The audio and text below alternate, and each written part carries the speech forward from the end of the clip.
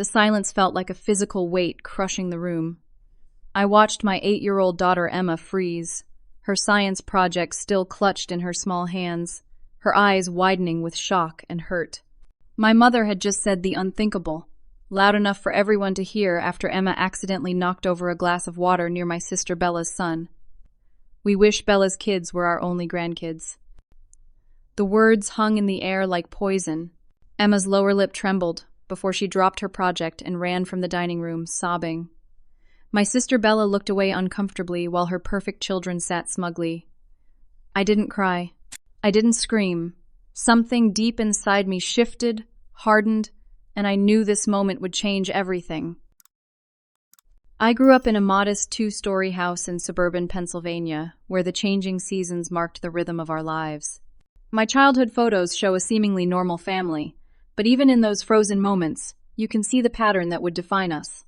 My sister Bella, 2 years older, always positioned front and center, often holding a trophy or certificate, while I stood slightly to the side, my smile a bit more hesitant. Bella was the golden child from the start. She excelled at everything she touched, from academics to sports to piano recitals that had my mother dabbing tears from her eyes with pride. She followed the path my parents had envisioned perfectly, attending their alma mater, marrying a successful accountant named Michael, and promptly producing 2 children who were genetic copies of her perfection, Jackson and Lily. I took a different route. I was drawn to art and literature, more interested in creating than competing. When I announced my plan to attend art school rather than the business program my father had selected, the disappointment was palpable. "Artists don't pay the bills, Bonnie," my father said, shaking his head. Still, I persisted. At art school, I met Jack, a photography major with kind eyes and big dreams. We married young, much to my parents' dismay, and when I became pregnant with Emma at 23, their reaction was hardly the joy you'd expect from future grandparents. "Are you sure you're ready for this responsibility?" my mother had asked. Her lips pursed in that way that made me feel like I was still 12 years old. Jack and I divorced when Emma was 3. The pressure of young parenthood and financial struggles cracked the foundation we'd built on passion rather than stability. He moved to Seattle for a job opportunity, and while he remained in Emma's life through video calls and summer visits, I became the primary parent navigating the challenges of raising our creative, spirited daughter. The favoritism toward Bella's family wasn't sudden, but rather a steady drip of small moments that formed a pattern impossible to ignore. Christmas presents told the story clearly, Bella's children receiving expensive electronics and designer clothes, while Emma unwrapped educational toys from discount stores. During family gatherings, my parents would lavish attention on Jackson and Lily, praising their every achievement, while Emma's attempts to join conversations were met with distracted nods or redirected back to her cousin's accomplishments. Emma was, and is, an extraordinary child, though not in the conventional ways my parents valued. At 8, she built elaborate worlds from cardboard boxes and wrote stories that made her teachers call me in for conferences about her exceptional creativity. She struggled with sitting still, diagnosed with ADHD that my parents referred to as behavioral problems when they thought I couldn't hear. She had a fierce sense of justice that sometimes put her at odds with authority figures who couldn't answer her persistent why questions. I had tried addressing the favoritism before. Last Thanksgiving, after my father spent an hour helping Jackson with a math worksheet while repeatedly brushing off Emma's request to show him her drawings, I approached my mother in the kitchen. "Do you notice how Dad spends so much more time with Jackson than Emma?" I asked carefully, keeping my voice light. "Bonnie, don't start."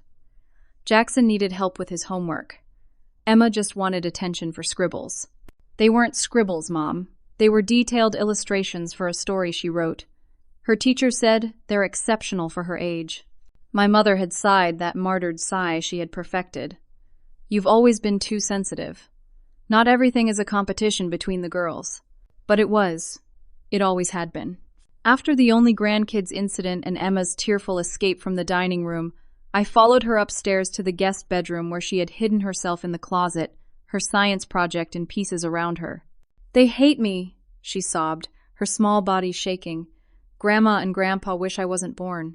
I gathered her into my arms, my heart breaking and hardening simultaneously. "That's not true, honey. Grandma said something very, very wrong and hurtful. But it's not about you, it's about them. That night, after getting Emma to sleep, I checked my phone to find a missed call from my father. I thought perhaps it was an apology, but instead found a text message he had accidentally sent to me rather than Bella. So sorry about the scene today. Your mother feels terrible about what happened. We've transferred an extra $2,000 for the kids' private school tuition. We have to make it work, even though we have to spend on Emma too. Call when you can. I stared at the message for what felt like hours, the final piece of evidence I needed. This wasn't about me being overly sensitive. This wasn't my imagination. The grandparents who should have cherished my daughter saw her as a burden, a financial obligation that took away from their real grandchildren. That night, something changed in me. The hurt transformed into resolve. Emma deserved better, and I was going to make sure she got it. The weeks following the incident were some of the most difficult of my life. Emma, usually resilient and quick to bounce back from disappointments, seemed to fold into herself. She refused to visit my parents, bursting into tears whenever I mentioned their names. Her teacher called to tell me she'd stopped participating in class discussions and had been found crying in the bathroom twice that week. The nightmares started 3 days after the incident. I would wake to her screams, rush to her bedroom, and find her tangled in sweat-soaked sheets, crying about being abandoned, about not being good enough, about everyone leaving her. Even Daddy left because I'm not good like Lily and Jackson, she sobbed one night, referring to her cousins. That's not true, sweetheart, I assured her, stroking her hair until her breathing steadied. Daddy loves you so much. He calls you every day, doesn't he? And I will never, ever leave you. But the damage was done. Children absorb rejection like sponges, especially when it comes from those who should love them unconditionally. After a particularly bad week where Emma refused to eat, and her teacher reported she was falling behind in schoolwork, I scheduled an appointment with Dr. Sarah Coleman, a child psychologist recommended by Emma's pediatrician. Dr. Coleman spent an hour with Emma, then met with me privately. Your daughter is experiencing what we call rejection sensitivity, she explained, her kind eyes serious behind her glasses.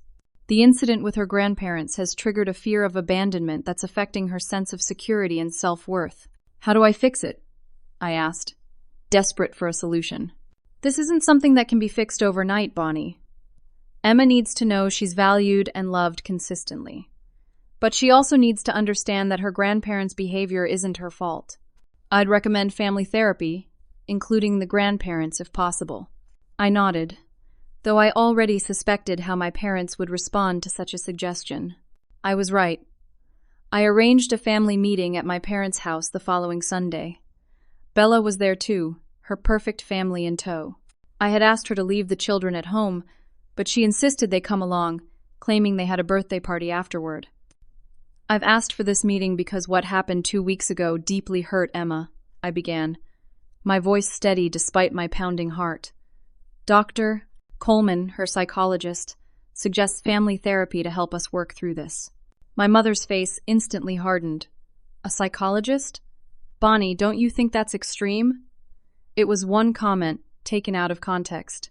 What possible context would make saying you wish your granddaughter didn't exist okay? I asked, feeling heat rise to my face. That's not what I said, my mother snapped. And maybe if Emma wasn't so sensitive, like someone else I know, this wouldn't be an issue. My father cleared his throat. What your mother means is that Emma has always been a bit more challenging. Bella's kids just don't cause these kinds of scenes. I stared at him, incredulous. She knocked over a glass of water by accident, Dad. She's 8 years old. Bella shifted uncomfortably, then spoke. Look, Bonnie, I know you're doing your best as a single mom, but Jackson and Lily know how to behave at the dinner table. Maybe Emma needs more structure, more discipline. That was when I saw it clearly. This wasn't just about my parents. Bella was complicit in this dynamic, perhaps even encouraging it. The golden child was still golden, and now her children were continuing the pattern while my daughter suffered. Emma is a creative, brilliant child who's struggling right now because the people who should love her unconditionally have made it clear they don't, I said, standing up. This meeting is clearly pointless. I left without another word. ignoring my mother's calls to come back and discuss this rationally. That night, after tucking Emma into bed with extra stories and reassurances, I spent hours researching family psychology, grandparent relationships, and the long-term effects of familial rejection on children. The statistics were grim, linking childhood rejection to depression, anxiety, and relationship problems later in life. I would not let that happen to my daughter. As I scrolled through articles, an email notification appeared on my screen. My father had forwarded me and Bella information about college account statements. Curious, I opened the attachment and felt a cold wave of shock wash over me. The statement showed two 529 college savings accounts, one for Jackson and one for Lily, each with balances over $30,000. There was no account for Emma. I scrolled through the history of contributions, monthly deposits since the day each of my sister's children were born. 5 years for Jackson, 3 for Lily, not a single dollar for my daughter. The final piece clicked into place. This wasn't just emotional favoritism, it was financial too. My parents were actively investing in Bella's children's futures while ignoring Emma's. I closed my laptop, my mind suddenly clear. This wasn't about making my parents love Emma equally. That might never happen. This was about protecting my daughter from people who had already proven they would hurt her, and about creating a life where she was surrounded by people who truly valued her. The next morning, I called Taylor Jensen, my college roommate who had gone on to become a family attorney. It was time to take action. Taylor agreed to meet me for lunch the next day at a quiet cafe downtown. We hadn't seen each other in nearly 2 years, but she hugged me like no time had passed. With her sleek bob and sharp pantsuit, she looked every bit the successful attorney she had become. "It's so good to see you," she said, sliding into the booth across from me, though I wish it were under better circumstances. I spent the next 20 minutes explaining everything, from the years of subtle favoritism to the devastating comment and its aftermath, finally showing her the email about the college accounts. "What are my options legally?" I asked after finishing my story. "Can I prevent them from seeing Emma, if they're going to treat her this way?" Taylor took a thoughtful sip of her coffee. "Legally, grandparents have very few inherent rights to visitation in Pennsylvania, unless they've acted as primary caregivers or there's been a death or divorce situation where they had an established relationship that's being cut off. So I can just stop taking Emma to see them?" "Yes, you could. But Bonnie, court isn't always the best first approach for family issues." Taylor leaned forward. "What's your goal here? To punish your parents? Or to protect Emma and potentially heal the relationship?" Her question caught me off guard. What did I want? Revenge felt tempting in my darkest moments, but what I truly wanted was for Emma to feel loved and valued. I want Emma to be surrounded by people who appreciate her for who she is. If my parents can learn to do that, great. If not, I need to protect her from their toxicity, I answered honestly. Taylor nodded. Then let's think about this strategically. I suggest a 3-part approach. Protect Emma emotionally. Create clear boundaries with your parents, and document the inequity in case things escalate. Over the next hour, Taylor helped me craft a plan. First, I would seek ongoing therapy for Emma and myself with a specialist in family trauma. Second, I would clearly communicate to my parents that their access to Emma would be contingent on their acknowledging the harm they'd caused and agreeing to family counseling. Third, I would continue documenting all instances of favoritism or inappropriate behavior. What if they refuse counseling? I asked. Then, you maintain your boundary, Taylor said simply. Emma's well-being is the priority here. That afternoon, I called Dr. Coleman's office and asked for a recommendation for a family therapist who specialized in intergenerational trauma. They referred me to Dr. Melissa Andrews, who had 20 years of experience with complex family dynamics. I scheduled appointments for both Emma and myself, then reached out to Emma's teacher, Mrs. Patterson, to explain the situation. She was wonderfully understanding, offering to give Emma special projects that played to her creative strengths and to keep an extra eye on her emotional state during school hours. Emma is one of my brightest students, Mrs. Patterson assured me. Her mind works differently, and that's her strength, not a weakness. We'll help her through this rough patch. With professional support in place, I began the process of documenting every instance of favoritism I could recall. I created a spreadsheet with dates, events, and specific behaviors, adding the text message from my father about the extra tuition money and the college account information. Looking at it all laid out chronologically made my stomach clench. The pattern was undeniable and had been going on for years.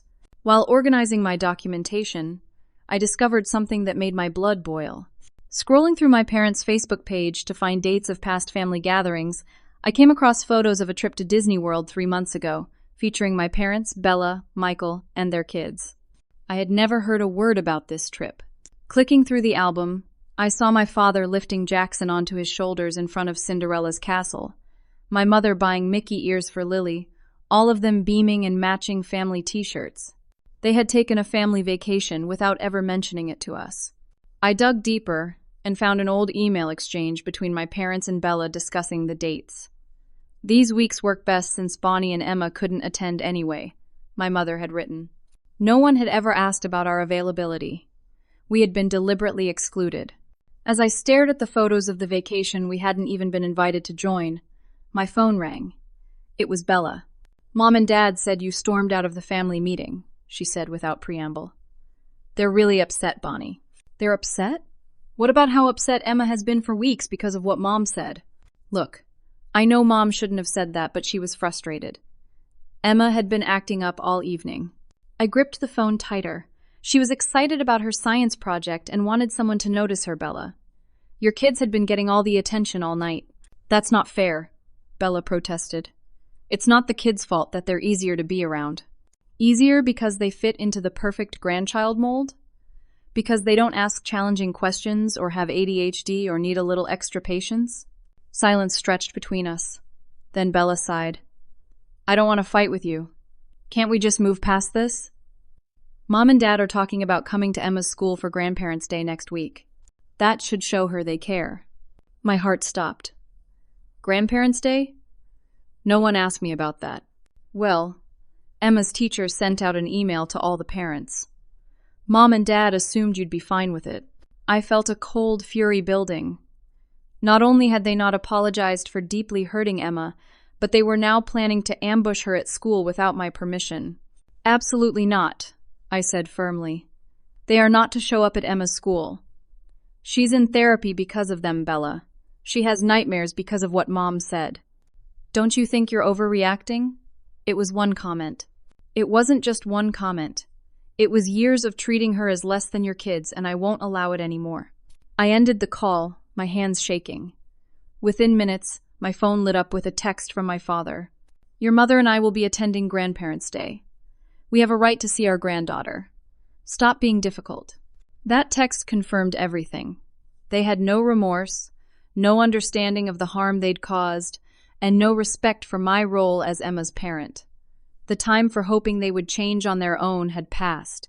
I called Dr. Andrews and moved our first appointment up to the next day. Then I emailed Emma's principal and teacher, explicitly stating that my parents were not permitted to visit Emma at school without my presence and prior approval. The battle lines were being drawn, but I wasn't backing down. Emma's well-being depended on it. The next morning, I sat in Dr. Andrews' warmly lit office, nervously twisting my hands in my lap. She was a tall woman with silver-streaked dark hair and glasses that made her look both intellectual and approachable.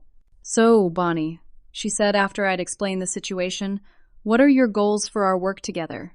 "I need to protect my daughter from people who are hurting her, even if they're family. But I don't want her to lose her grandparents entirely if there's any way to make the relationship healthy." Dr. Andrews nodded thoughtfully. "That's a balanced approach. In cases like this, I often recommend a period of limited or supervised contact while we work on establishing new patterns and boundaries." "Have you communicated your concerns clearly to your parents?"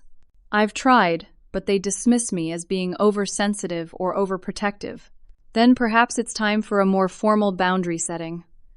Would you be comfortable writing a letter clearly stating your concerns and conditions for continued contact with Emma?"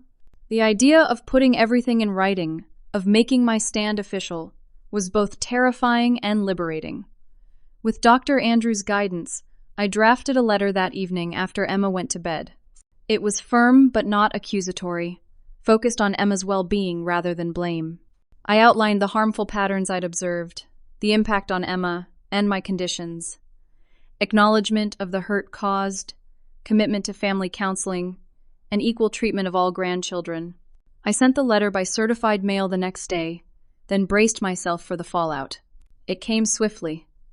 My phone rang less than 2 hours after the mail would have been delivered. "What is the meaning of this?" my mother demanded without greeting. "Some ridiculous formal letter like we're strangers?" "Did you read it, Mom? Really read it?" "Of course I read it. This nonsense about us not loving Emma, about favoritism and counseling requirements. How dare you?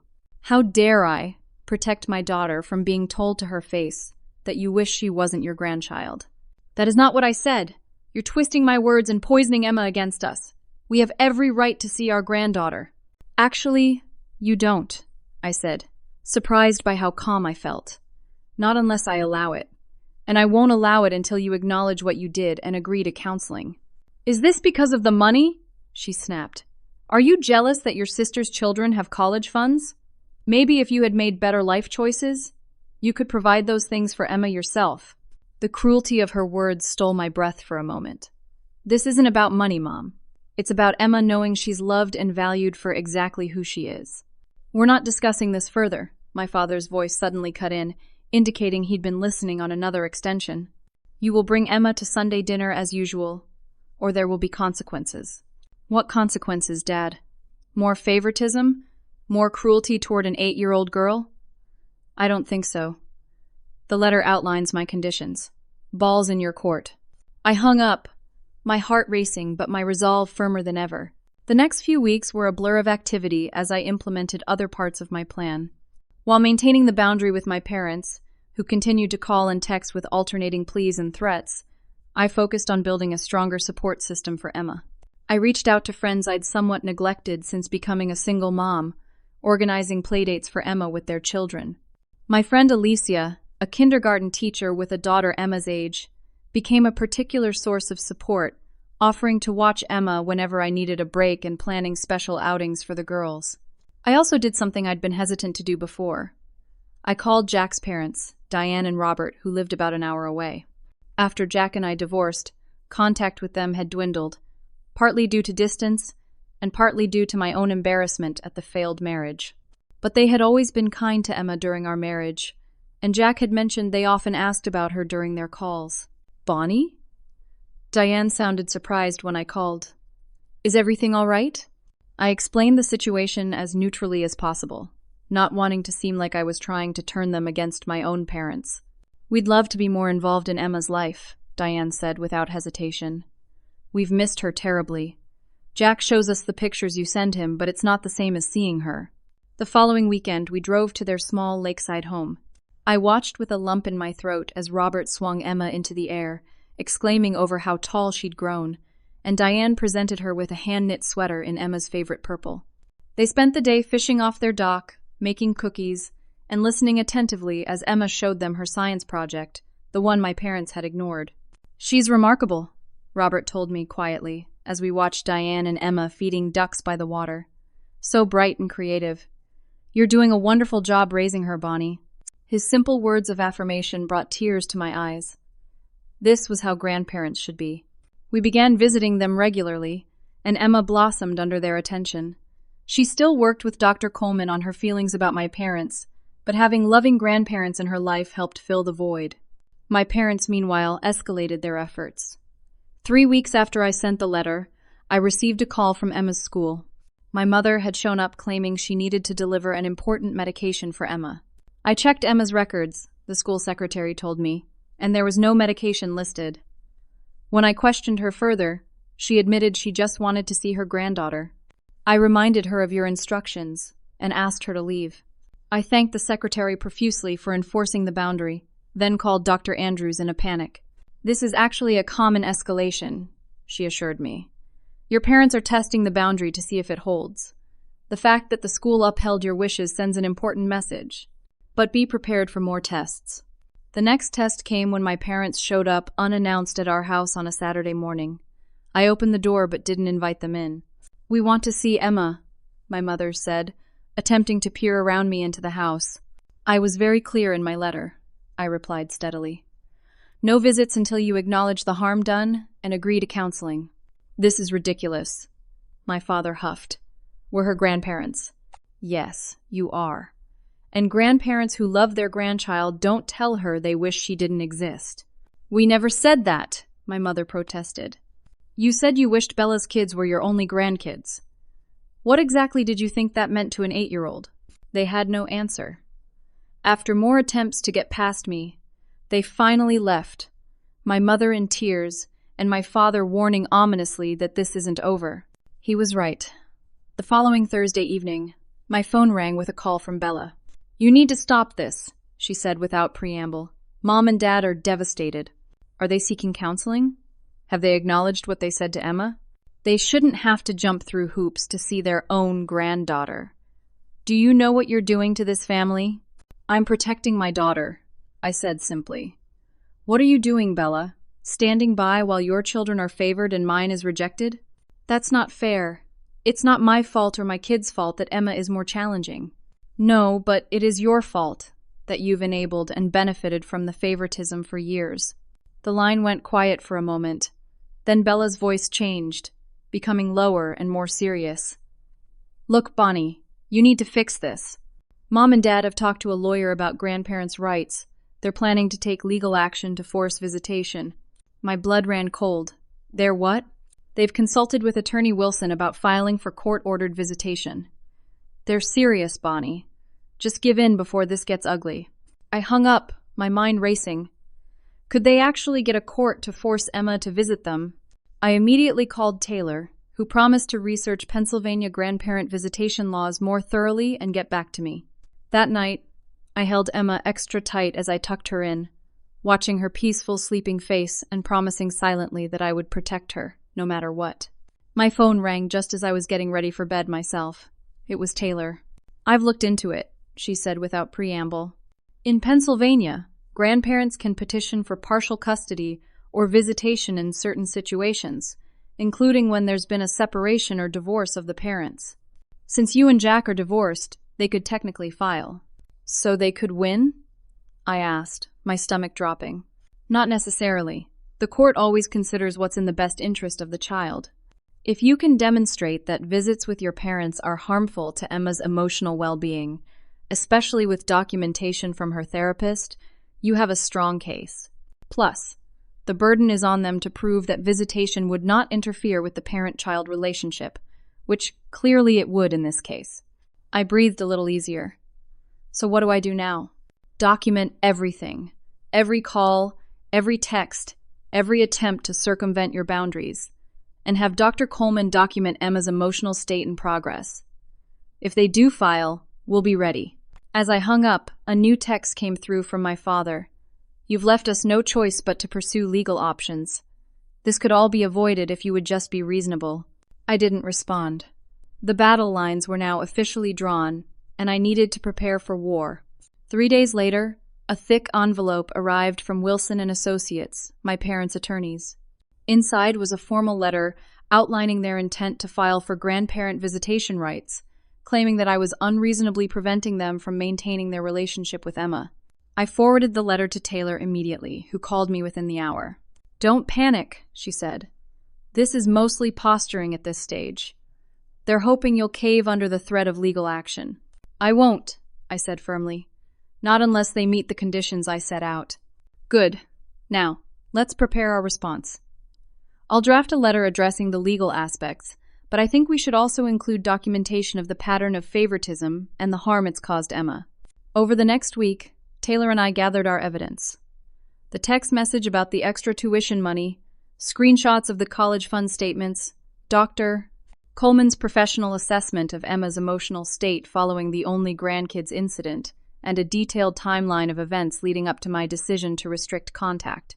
Taylor's letter was masterful, firmly establishing that my decision was based solely on Emma's well-being and outlining the specific behaviors that would need to change before visitation could resume. She attached our documentation and sent it to Wilson and Associates with copies to my parents directly. Now we wait, she told me. Either they'll back down when they see we're serious and have solid documentation, or they'll proceed with filing. Either way, we're prepared. The day after our response was delivered, I received an unexpected call from a number I didn't recognize. Bonnie? This is Michael, Bella's husband. I was surprised. Michael and I had always been cordial, but never particularly close. He tended to follow Bella's lead in family matters. Is everything okay? I asked cautiously. Not really. Look, can we meet somewhere? I'd rather not talk about this over the phone, and Bella doesn't know I'm calling you. We arranged to meet at a coffee shop halfway between our homes the following afternoon. Michael arrived looking uncomfortable, glancing around as if worried someone might see him. Thanks for meeting me, he said as we sat down with our coffees. I need to talk to you about this situation with your parents. I'm not backing down, Michael, if that's what Bella sent you to convince me. He shook his head. Bella didn't send me. She doesn't know I'm here. Look, I love my wife, but this situation has gotten out of hand. What your mother said to Emma was cruel, and I told Bella as much at the time. I studied his face, surprised by this unexpected support. The thing is, he continued, lowering his voice, I've been uncomfortable with the favoritism for years. The different Christmas gifts, the way your dad will spend hours teaching Jackson to fish, but can barely maintain a 5-minute conversation with Emma. It's not right. Then why haven't you ever said anything? I asked, trying to keep the accusation out of my voice. Michael sighed, running a hand through his hair. Family dynamics are complicated. I didn't want to create problems between Bella and her parents. But when I heard they were planning legal action, he shook his head. That crosses a line. Thank you for saying that, I said softly.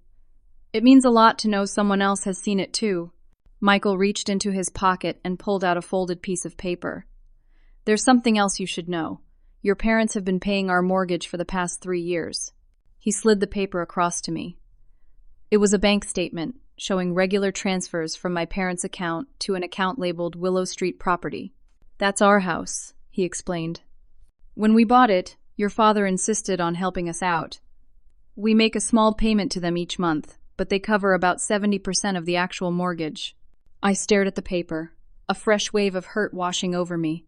They've never offered to help me with housing, not even when Jack and I were struggling right after Emma was born. I know, and there's more. They've been paying for private school for the kids, all the extracurricular activities, and they fund our family vacations. The Disney trip you probably saw on Facebook? They paid for everything. Each revelation felt like another brick added to the wall of inequality that had been built between our families. Why are you telling me this now? I asked. Michael met my gaze directly. Because what they're doing is wrong, both the favoritism and now this legal threat. And because I found out they're planning to use their financial support of us as evidence of how much they value their grandparent role, while painting you as vindictive for cutting them off from Emma, my mouth fell open. That's completely twisted. I agree. And I can't stand by anymore. He tapped the bank statement. You can use this if you need to. And I'm willing to testify about what I've witnessed if it comes to that. I folded the paper carefully and put it in my purse, my mind racing with this new information. Thank you, Michael. Truly. But what about Bella? This could cause serious problems between you. He nodded grimly. I know. But sometimes doing the right thing comes with a cost. Armed with Michael's revelations, I called Taylor to update her on this new evidence. She was both surprised and pleased. This strengthens our position considerably, she said. It demonstrates a clear pattern of financial favoritism that supports your concerns about emotional favoritism. What should we do with this information? Taylor was quiet for a moment, thinking. I have an idea, but it's somewhat unconventional. Instead of just responding to their legal threat, what if we get ahead of this by bringing everything into the open? What do you mean? A family meeting. But not just you and your parents and Bella. I'm talking about extended family, Jack's parents, maybe even close family friends who've witnessed the dynamic. Make it impossible for your parents to maintain the fiction that they've treated the grandchildren equally. The idea was both terrifying and appealing. No more secrets, no more pretending.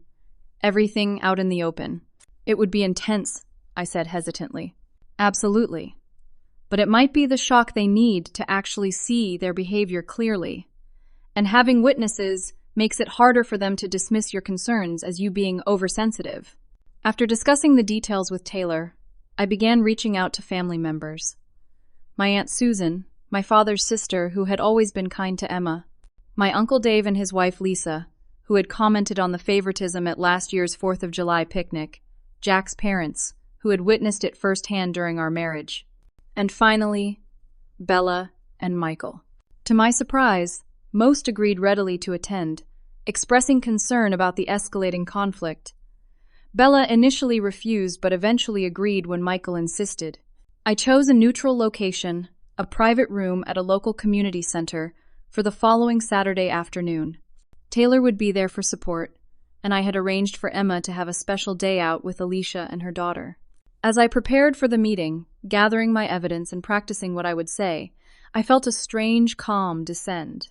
This confrontation had been years in the making, and regardless of the outcome, I knew I was doing the right thing for Emma. The day of the meeting arrived bright and clear.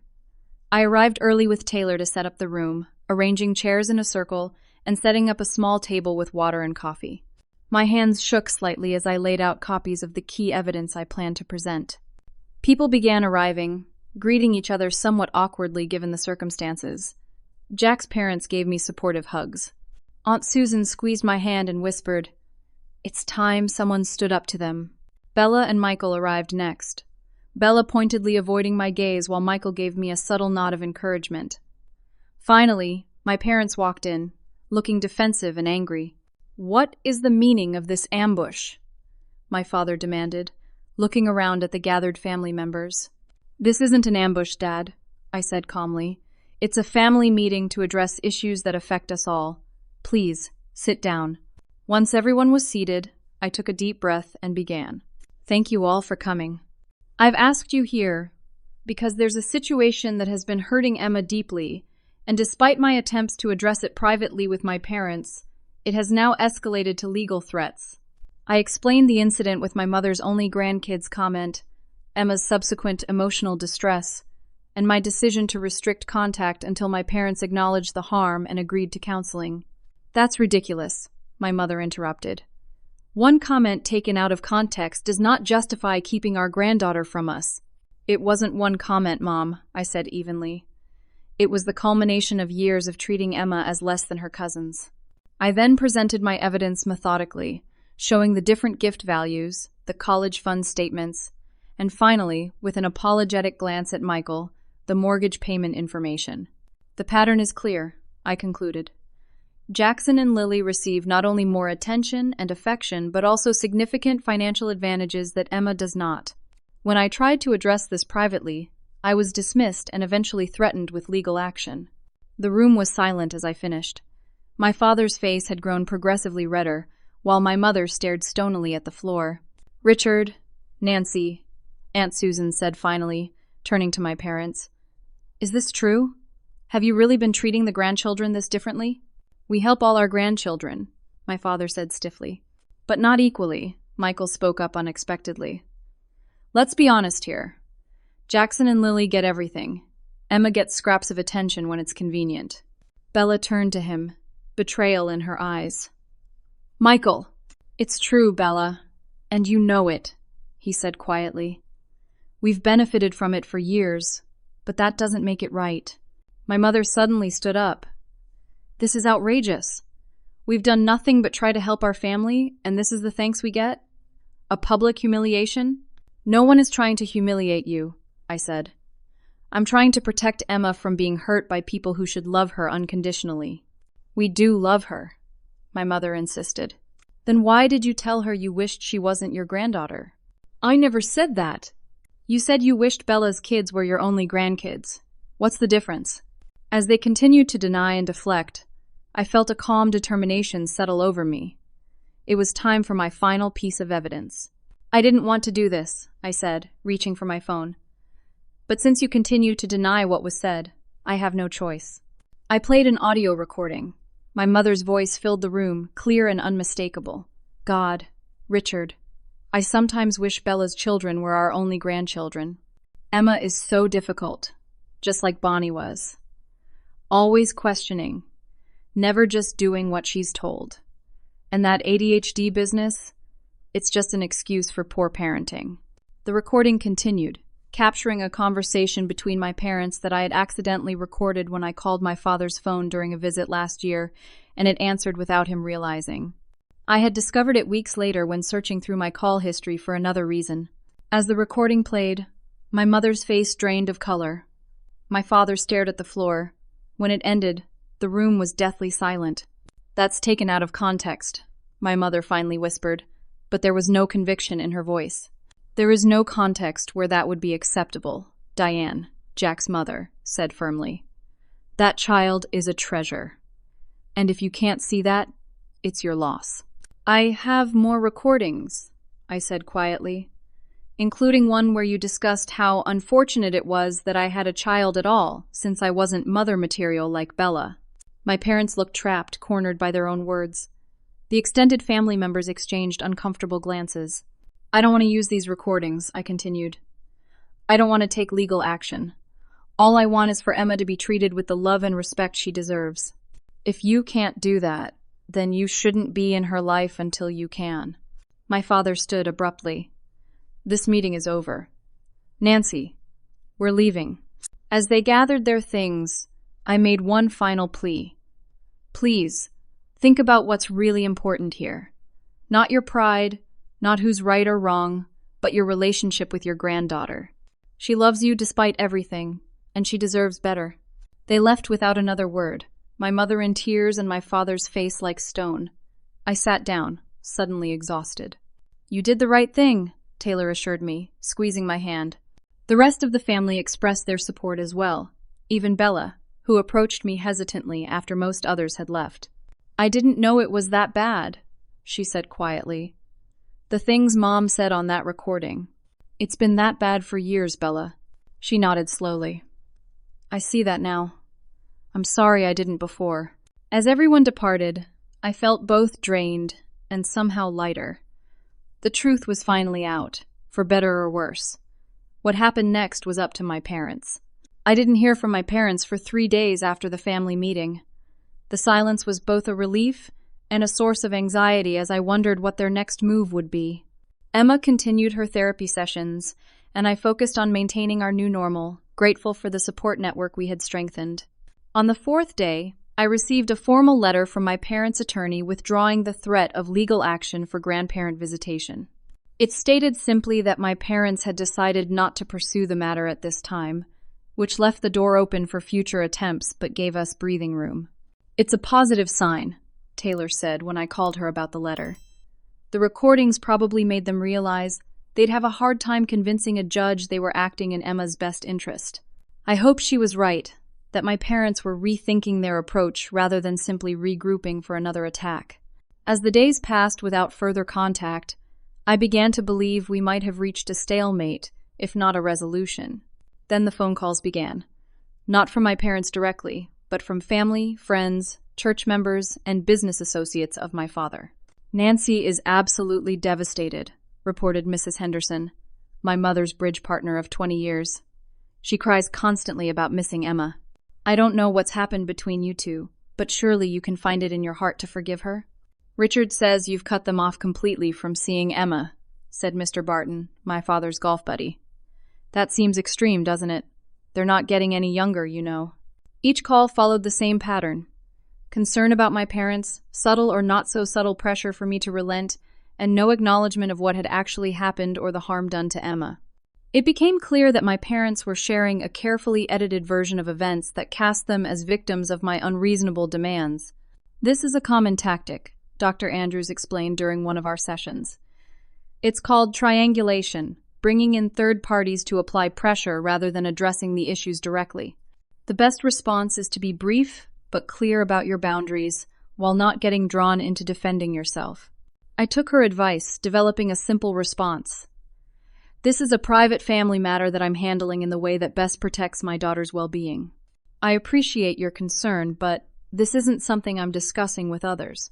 Most callers backed off after this, though some persisted, revealing just how distorted a version of events they had heard. "Your mother told me you're punishing them because they can't afford to give Emma as many gifts as her cousins get," said my mother's cousin Janet. "That hardly seems fair when they're on a fixed income." I nearly laughed at this absurd reversal of the truth, but managed to maintain my composed response. The triangulation attempts continued for over a week, becoming more desperate as they failed to produce the desired result. Then, 3 days after the last phone call, I received a text from Aunt Susan. "Something you should know. Your parents were confronted at church today by the Wilsons and Thompsons. Apparently Michael has been talking. Things got heated." I immediately called Michael, who confirmed that he had indeed spoken to several mutual friends of our families after witnessing my parents continuing to spread misinformation. "I couldn't stand it anymore," he explained. "They were telling everyone you were keeping Emma away out of spite, that you were jealous of Bella's success." I set the record straight with a few key people, including Pastor Wilson. Pastor Wilson and his wife had known our family for decades, and the Thompsons were prominent members of both the church and local business community. If they had confronted my parents publicly, it represented a significant blow to my parents' social standing and carefully cultivated image. "What happened?" I asked. From what I heard, Pastor Wilson approached them before the service and asked to speak privately. They refused, saying they were running late. Mrs. Thompson overheard and joined the conversation, asking directly about what your mother had said to Emma. It escalated from there, with your mother denying everything and your father getting angry. Several other people witnessed it. I felt a complex mix of emotions, vindication that others were finally seeing the truth, but also sadness at the public unraveling of my parents' facade. The church incident was apparently just the beginning. Over the next week, I heard from various sources that my father's business partners were questioning his character after learning how he had treated his granddaughter. 2 couples canceled their standing dinner plans with my parents. My mother was asked to step down from the church fundraising committee she had chaired for years. I took no pleasure in their social difficulties, but I recognized that for people like my parents, who had built their lives around appearances and standing in the community, this was perhaps the only consequence that would truly register. 10 days after the church confrontation, Bella called me. "Mom and Dad are falling apart," she said without preamble. "Dad's business is suffering because people are canceling meetings with him. Mom barely leaves the house anymore. Is this what you wanted?" "No, Bella, it's not what I wanted," I replied honestly. What I wanted was for them to acknowledge how they hurt Emma and commit to treating her with the same love and respect they show your children. That's still all I want. Then call off the dogs. Tell people to leave them alone. I haven't told anyone to confront them or avoid them. People are reacting to learning the truth about their behavior. That's not something I can control. Bella was quiet for a moment. "Michael and I have been arguing about this constantly," she finally admitted, her voice smaller. "He thinks they need to apologize and change. I think everyone's overreacting to one bad comment." "It wasn't one comment, Bella. You heard the recording. You've seen the financial discrepancies. You've witnessed the different treatment for years." Another pause. Maybe I didn't want to see it because it benefited my kids. It was the closest Bella had ever come to acknowledging her role in the dynamic, and I felt a tiny spark of hope that perhaps something good could eventually come from this painful situation. "I miss you," she said unexpectedly. "I miss when we could all just be together without this tension." "I miss that too," I admitted. "But that family togetherness came at Emma's expense, and I can't allow that anymore." "I understand," she said softly, and for the first time, I believed she might actually be starting to. 2 weeks after the church incident, my father called. His voice sounded older, more subdued than I'd ever heard it.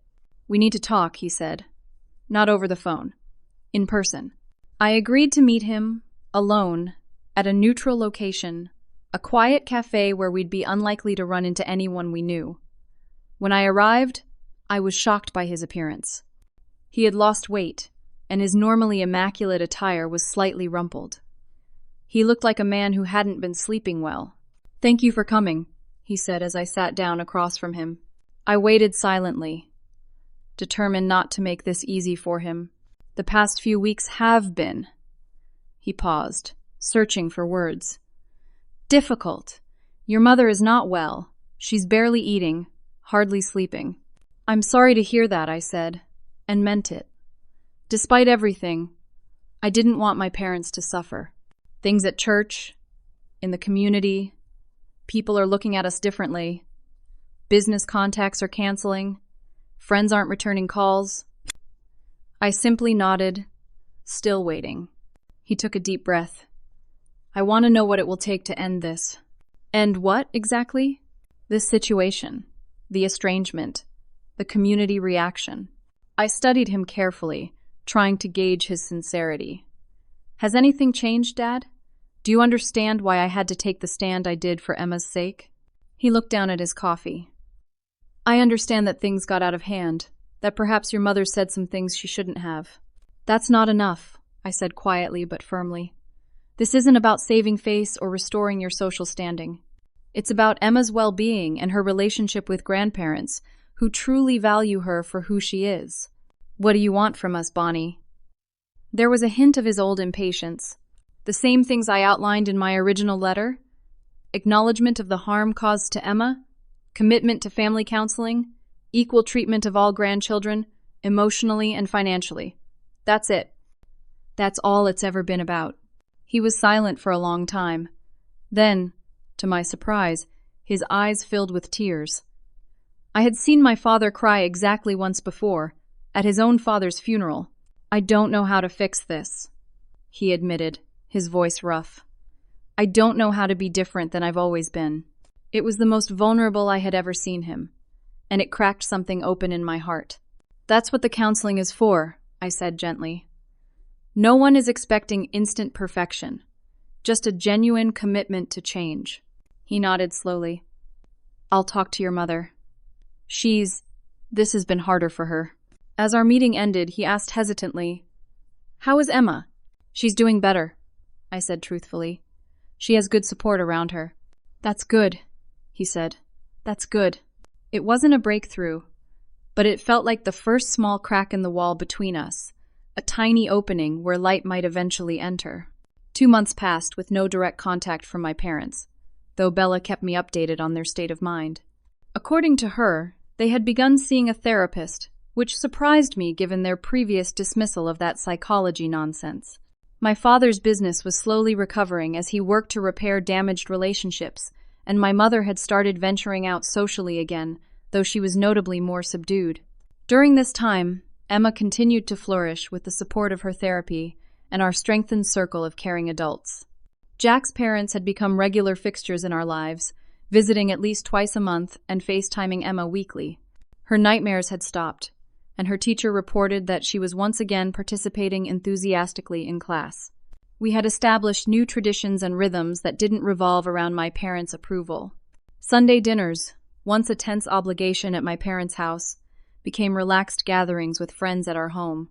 Emma's creativity blossomed as she realized that her ideas and projects would be met with genuine interest rather than cursory acknowledgement.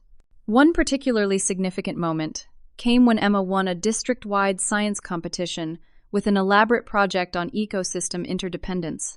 As she received her medal on stage, she was cheered on by Jack's parents, Alicia and her family, and even Bella, Michael, and their children, who had made a special effort to attend. The pride on Emma's face as she looked out at her supporters brought tears to my eyes. So many people love you, Emma, I told her that night as I tucked her in, her medal hanging proudly beside her bed. I know, she said with a contented smile. And they love me just for being me. Her simple statement confirmed that she was healing, understanding that she was valuable and lovable exactly as she was, not for meeting someone else's expectations. The following week, I received a letter from my parents. Not a legal document this time, but a handwritten note in my mother's distinctive cursive. With trembling hands, I opened it. Dear Bonnie, we are writing to request a meeting with you, and eventually with Emma if you feel it appropriate. We have been working with Dr. Marshall for the past 7 weeks, examining our behavior and its impact on you and especially on Emma. It has been a difficult and painful process to confront the ways in which we have caused harm. Dr. Marshall has helped us understand that our treatment of Emma reflected our own unresolved issues rather than any failing on her part or yours. We would like the opportunity to apologize in person and to begin the process of making amends, if you are willing. Dr. Marshall has offered to facilitate this meeting at her office. We understand if you need time to consider this request. We will respect whatever decision you make. With love, Mom and Dad. I showed the letter to Dr. Andrews at our next session. What do you think? I asked her. The language suggests they've done some genuine work, she observed. The acknowledgement of causing harm and the recognition that the problem was with them, not Emma, are significant steps. Meeting with a facilitator present would provide a structured, safe environment. After careful consideration, I agreed to meet with my parents at Dr. Marshall's office the following week. I decided not to include Emma in this initial meeting, wanting to assess their progress myself before exposing her to potential disappointment. Dr. Marshall's office was warm and welcoming, with comfortable seating arranged to facilitate conversation without confrontation. My parents arrived before me, looking nervous but composed. "Thank you for coming, Bonnie," Dr. Marshall said. "Your parents have been working very hard to understand the dynamics that led to this situation and to develop healthier patterns for the future." I nodded, still cautious, and took my seat. Dr. Marshall guided the conversation skillfully, allowing my parents to express their remorse while ensuring I had space to respond honestly. "I deeply regret what I said about wishing Bella's children were our only grandchildren," my mother said, her voice quavering. "There is no excuse for such a cruel statement, especially in front of Emma. Dr. Marshall has helped me understand that my words reflected my own unresolved issues with perfectionism and control, not any failing in Emma. And I regret not stepping in to stop the favoritism," my father added. "As the children's grandfather, I should have ensured they were all treated with equal love and respect. Instead, I perpetuated a harmful pattern." Their words seemed genuine, but I had heard promises before. "What's different now?" I asked directly. "How can I trust that this isn't just about repairing your social standing?" My father looked me in the eye for perhaps the first time since this all began. The honest answer is that the social consequences did force us to confront our behavior in a way we might not have otherwise. I'm not proud of that. But what we've learned goes far deeper than concern about what others think. My mother nodded. Dr. Marshall has helped me understand that my treatment of Emma stems from my own childhood experiences. My father was highly critical, especially of creativity and nonconformity. I internalized those values and unconsciously imposed them on you and Emma. We've been exploring healthier ways to relate to all our grandchildren, my father continued. We understand now that love shouldn't be conditional on meeting certain expectations. Dr. Marshall gently guided us through a detailed discussion of specific behaviors that needed to change, and my parents listened attentively as I explained how their actions had affected Emma. "We've also addressed the financial inequity," my father said, presenting a folder with documents. "We've established a college fund for Emma, equal to what we've saved for Jackson and Lily. And we've calculated the value of the extra financial support we've given Bella's family over the years, and set aside an equivalent amount for you and Emma." While the financial gesture was meaningful, what moved me more was the genuine remorse I saw in their faces, and their willingness to take concrete steps toward change. "I appreciate everything you've said today," I told them. "But rebuilding trust will take time, especially for Emma. She's been deeply hurt." "We understand," my mother said softly. "We're prepared to do whatever it takes, for as long as it takes." Over the following weeks, we continued meeting with Dr. Marshall, gradually establishing a framework for rebuilding our relationship. My parents committed to ongoing therapy, both with Dr. Marshall and in family sessions with Dr. Andrews. They agreed to my conditions regarding equal treatment and respect for Emma's unique qualities. After 2 months of these structured meetings, I finally agreed to a carefully planned reunion between Emma and her grandparents. We arranged for it to happen at Dr. Andrews' office, with both Dr. Andrews and myself present to support Emma. Emma was understandably nervous, clinging to my hand as we entered the office where my parents waited. "Remember," I whispered to her, "you don't have to do or say anything you're not comfortable with. Dr. Andrews and I are right here." My parents had clearly prepared for this moment. They remained seated, giving Emma space rather than rushing to embrace her. They had brought a single, thoughtful gift, a telescope Emma had mentioned wanting months earlier, rather than the excessive presents they might have used in the past to try to buy her affection. "Hello, Emma," my mother said gently. "We've missed you very much." Emma pressed against my side, studying them cautiously. "Why did you say you wished I wasn't your granddaughter?" she asked directly, with the unfiltered honesty of children. My mother's eyes filled with tears, but she maintained her composure. What I said was terribly wrong, Emma. It wasn't true then, and it isn't true now. The problem was in me, not in you. I'm so sorry for hurting you. We both are, my father added. We're learning how to be better grandparents who appreciate you exactly as you are, with all your wonderful creativity and curiosity. Emma considered this, then asked, Are you still going to like Jackson and Lily better than me? No, my father said firmly. We love all our grandchildren equally, with their different qualities and interests. We didn't show that properly before, but we're learning how to do better. The meeting was brief, but meaningful. Emma didn't rush to forgive or forget, maintaining a careful distance that I respected, but she did agree to another meeting the following week. Slowly, over many months, we rebuilt our family relationships with new awareness and boundaries. My parents demonstrated their commitment to change not through grand gestures, but through consistent, thoughtful actions.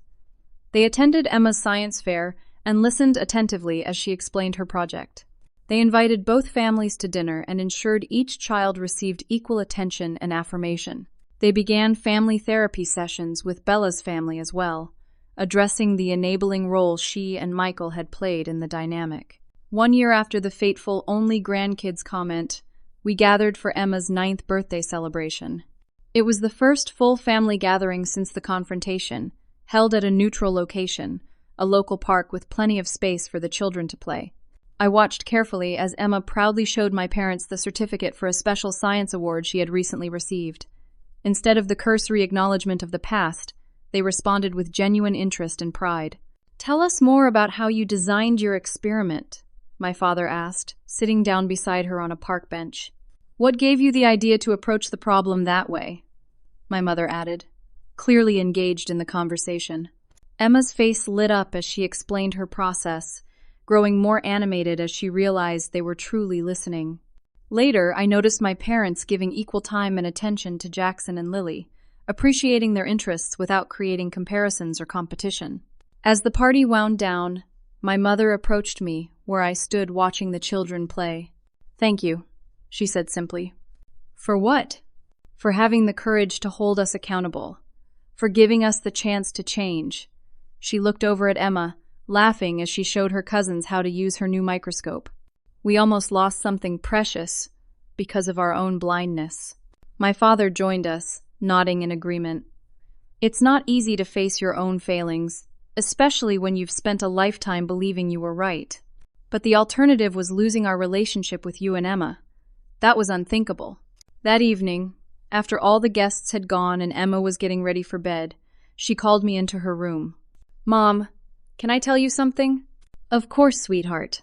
I think Grandma and Grandpa really are different now. They really listened about my science award. And Grandma asked if I would teach her how to draw like I do. I think they are different too, I agreed, smoothing her hair. You know what the best part is? Emma said, her eyes serious. You showed me that I deserve to be loved for exactly who I am, and that sometimes you have to stand up for yourself, even to family. I hugged her tight, overwhelmed by the wisdom of my 9-year-old daughter. That's right, Emma. You always deserve to be loved for exactly who you are. As I turned out her light and closed her door, I reflected on the painful journey of the past year. The hurt had been real, the conflict necessary, but the growth that resulted had transformed our family in ways I never could have anticipated. By refusing to accept the status quo, by insisting that Emma deserved better, I had not only protected my daughter, but ultimately helped heal generational patterns of conditional love and favoritism.